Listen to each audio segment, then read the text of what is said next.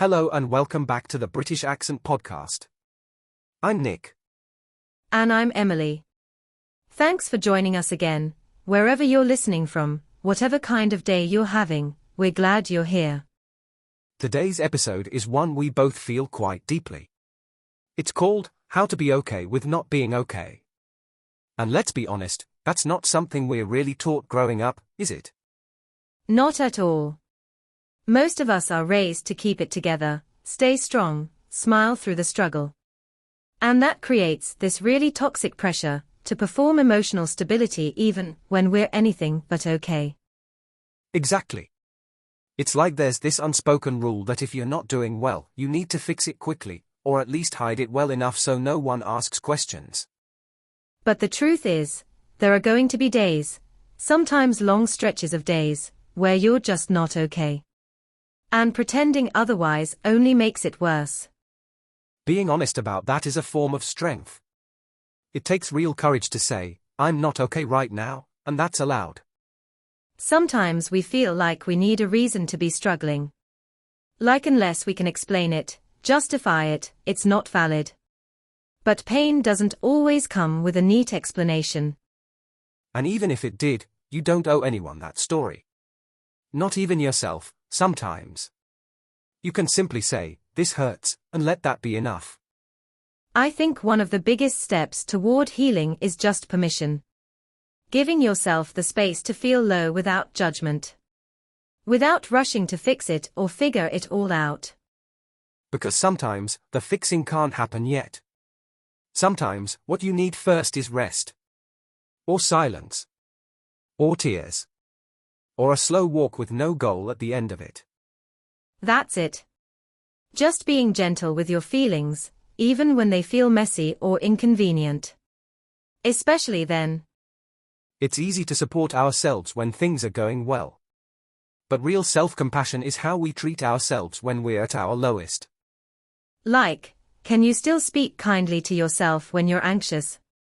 Can you still choose softness when you're overwhelmed? That's the real question. And honestly, sometimes being okay isn't even the goal. Sometimes it's enough just to keep going. To take the next breath. To get through the day.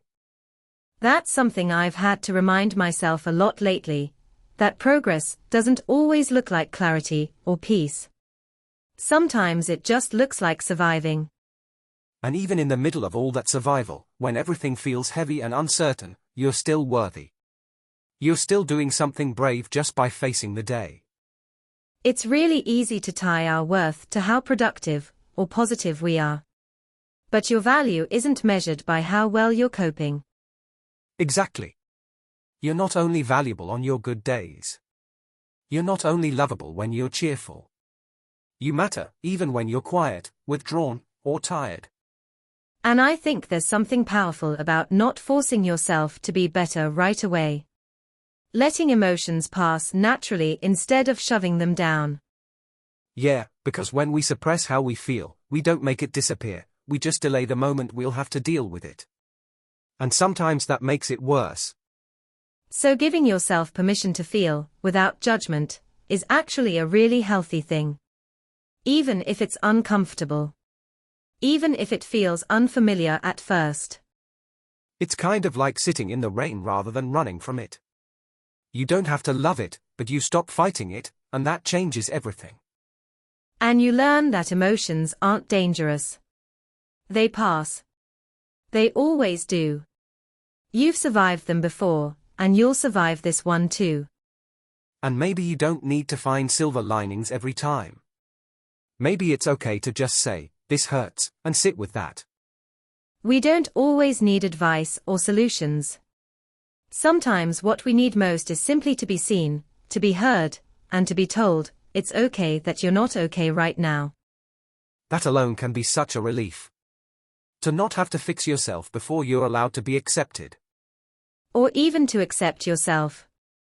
Because, really, that's where healing begins, with that quiet inner voice saying, I'm with you, no matter what. There's something deeply freeing about not having to constantly explain yourself. Not having to put on that emotional mask every time you leave the house or open your phone. Yes, And I think we underestimate how exhausting it is to always pretend. To always say, I'm fine, when you're not. That kind of performance wears down your soul over time. And sometimes, the smallest acts of honesty, like replying, not great, to be honest, when someone asks how you are, can be the beginning of something real. Because when you admit you're struggling, you give others permission to do the same. It breaks that illusion that everyone else is thriving while you're quietly falling apart. And I think the truth is, more people feel this way than we realize. But we're all so used to hiding it that we just keep reinforcing the silence. Which is why conversations like this matter. Just hearing someone say out loud, "I've felt lost too," or "I didn't get out of bed yesterday," can be incredibly healing. Absolutely. It builds connection instead of shame. It reminds us that we're not broken, just human. And being human is messy, complicated, emotional. And that's not a flaw. It's part of the design. We were never meant to be perfectly composed all the time. Life is full of highs and lows, and we're meant to feel all of it. And you don't have to earn rest or peace by being productive. You don't have to justify why you're struggling. You can just be in it, without apology. Exactly. And sometimes, the most loving thing you can do for yourself is to stop fighting how you feel. To let it be messy. To let it pass in its own time. Because that's what real healing looks like. Not rushing to get over it, but learning to stay with yourself, even on the days when everything feels too much. I think one of the bravest things we can do is stay present with ourselves in the middle of all the discomfort. Not trying to escape it or label it as wrong, just noticing it. Yeah, just saying, this is where I'm at right now. No sugarcoating. No self-blame. Just honest presence. And I think when we practice that kind of presence, over time, it builds resilience. Not the kind that looks tough from the outside, but the quiet, steady kind that says, I'll keep showing up for myself. It's so different from the pressure to be strong in the performative sense. Real strength, I think, looks like letting yourself cry when you need to. Saying no when you're overwhelmed. Resting when your body says stop. And recognizing that healing isn't a straight line. There'll be days you feel light again, and then suddenly, something hits you, and you're back in the heaviness. That's completely normal. It doesn't mean you're going backwards. It just means you're still human. Still processing. Still growing, even when it doesn't feel like it. I've learned that grief, anxiety, burnout, they don't follow tidy timelines. They show up in waves. And being okay with not being okay is like learning to surf those waves rather than trying to stop them. And the more we practice that kind of self-compassion, the less afraid we become of our emotions. We start to trust that we can handle them. Exactly. Not fix them all instantly, but hold them. Breathe through them. Let them soften on their own. Because they always do, in the end. No feeling stays forever. And sometimes, simply knowing that is enough to get us through the hardest part. And in the quiet moments, when you're not trying to fix yourself, you often realize you don't need fixing at all, you just need understanding. That's such a big shift, isn't it? From thinking, what's wrong with me, to gently asking, what do I need right now? Yeah, because that question changes the whole tone. It's not about judgment, it's about care. And it's subtle, but it creates a much softer inner world. And we need that softness, especially when the world feels hard. You can't always rely on external kindness to get you through. Sometimes, it has to come from within. I think that's where real healing lies. Not in perfection. Not in pushing through. But in building a relationship with yourself where it's safe to just be as you are. It's about becoming your own safe place. And that takes time, and patience, and a lot of trial and error.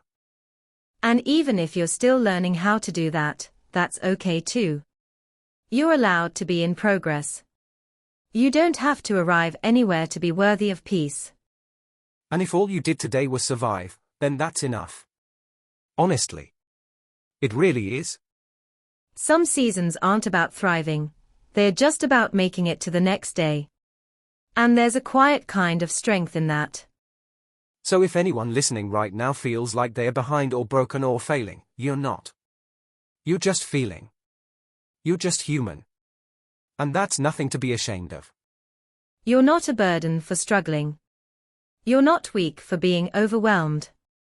You're simply living a very real life, and that's more than enough. It's comforting to realize that we're not alone in any of this. Even if it feels isolating, there's always someone else who's been in that same quiet, aching place. Definitely.